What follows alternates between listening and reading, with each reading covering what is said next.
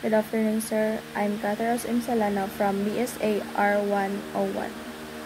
Good afternoon, sir. So, this is the problem. You and your partner own a cafe that serves two types of drinks, red drink and green drink. How many cups of each drink should be sold to minimize cost while still meeting the daily requirements? So, first, kay atong ibutang ang minimize. 15x plus 18.50y. Ang explicit dayon nila kay koan 60x plus 60y is equal greater to 300. So ako din siyang gi-answer to na gi simplify, which is x plus y is equal greater than and equal to 5. Then next nga explicit kay 6x plus 12y is greater than or equal to 36. Then ako po siyang gi-simplify, which is 6 plus 2y is greater than or equal to 6.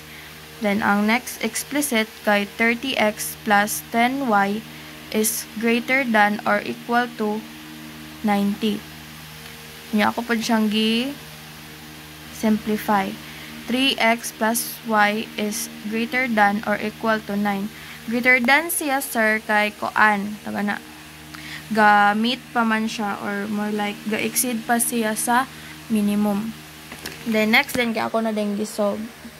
Kukuha ko sa ilang mga taga na coordinate. So first akong gi-solve ang first nga explicit, which is ang x plus y is greater than or equal to 5. So kung x atong kwaon, matik 0 ang y.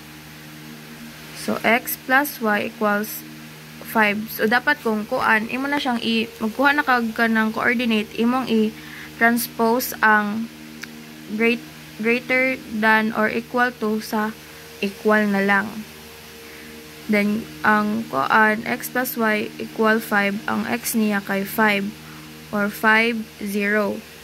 Tapos, ang y niya kay x plus y equals 5. So, patik 0 ang x. So, y equals 5.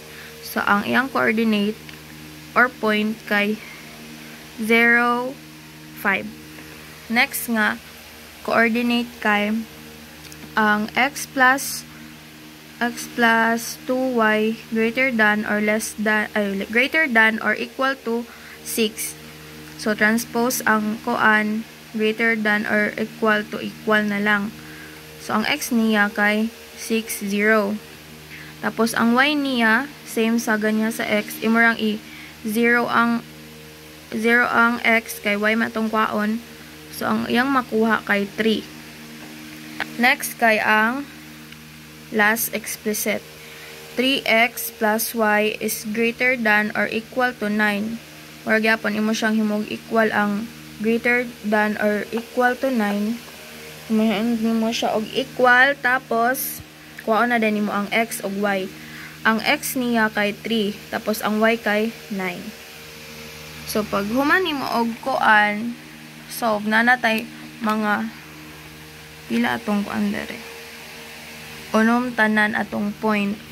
1, 2, 3, 4, 5, 6. So, ato na din siyang i-graph. Graph ba, no? So, kay first, ito kay 5, 0, og 0, og 5. So, ang 5, muna siya ang sa x sa first explicit. Tapos, y niya ang 0, og 5. Tapos, sa second explicit na atay 6, 0 mo na ang x, tapos ang y niya kay 0, 3. So, 6, 0 kani. Tapos, atong y kay ang 0, 3, which is kana. Tapos, last nga explicit, ang iyang x kay 3, 0, tapos ang sa y kay 0 og 9. So, 3, 0 kani, tapos 9 og 0. So, pag kuan na, imo na siyang i-connect na din nag-intersect dere sa Ito nga. Ang so mo niya itong kwaon ang nag-intersect. Ano na ko'y solving ana, sir? Dari dayon. So, first nga, ano na to para makuha na to ang nag-intersect, atong ikuan ang C1 minus C3. So, mo ni siya ang C1, kani ako nag-simplify, tapos C3. Kana. Minus na to.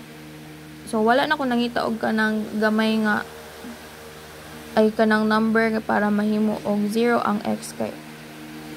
Basta. So, ato na ikuan 3x plus y equals 9 minus x plus y equals 5. So, 3x minus x, so 2x. Bring down dayon, ay wa naman na ang kuan, y kay 0, matik na na. 9 minus 5, 4.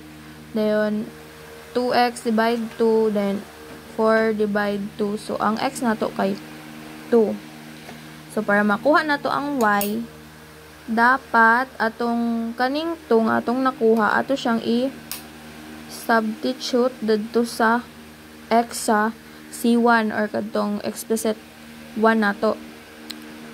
So 2 mo na ni ang tong atong i-substitute.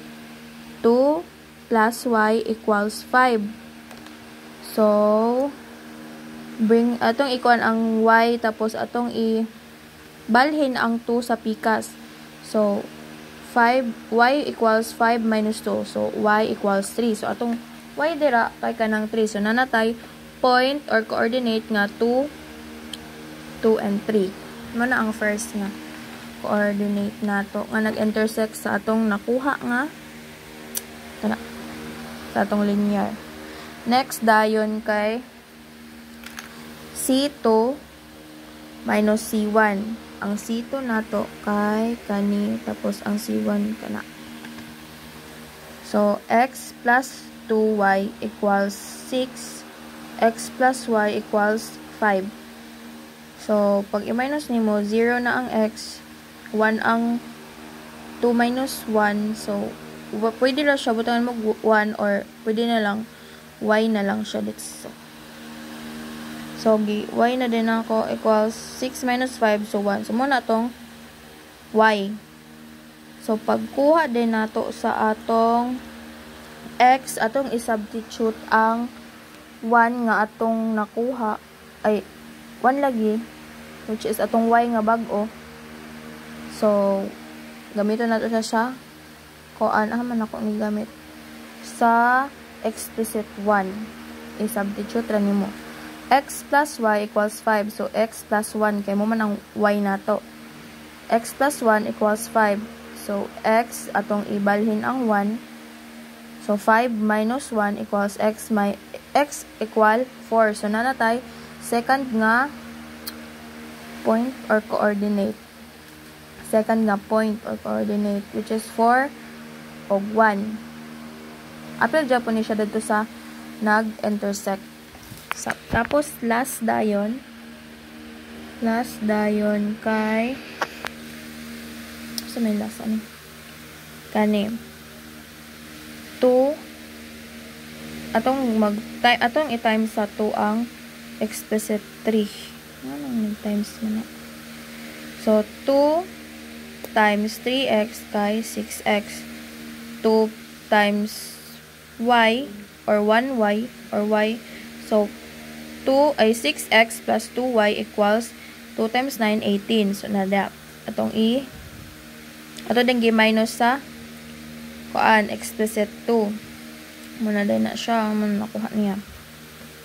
Dayon, atong gamiton ang 2.4. Diba mo ng x. So, ato nang ibutang sa x.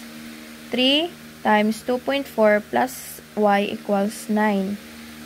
So, 3 times 2.4 mo na siyang 7.2 equals 9 kay ang y ay napali ang y 7.2 plus y equals 9.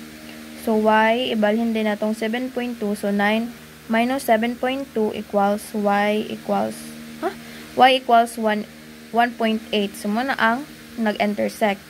So, sa checking na ni sir, ang atong gamiton nga pag-checking kay kadtong nakuha na to sa itong mga na-intersect nga mga points. 15 ay mo man atong minimize nga cost. 15 times 2 plus 18.50 times 3. So, 15 times 2, 30 plus 18.50 times 3 kay 55.5. Tapos, imo siyang i-add. So, 85.5. Next, dahil kay ang 2.4 o 1.8. So, imong isolve 36 plus 33, then 69.30. Tapos, next dayon kay 4 og 1. So, 60 plus 18.50, tapos 78.80. So, kaya itong pangitaon man kay koan. Pila daw kuno ka cups of each drink should be sold to minimize cost while still meeting the daily requirements to. So, itong kuanon kay pinakagamay. So, ang answer nato kay 69.30. So, ang answer kay 2.4 o 1.8.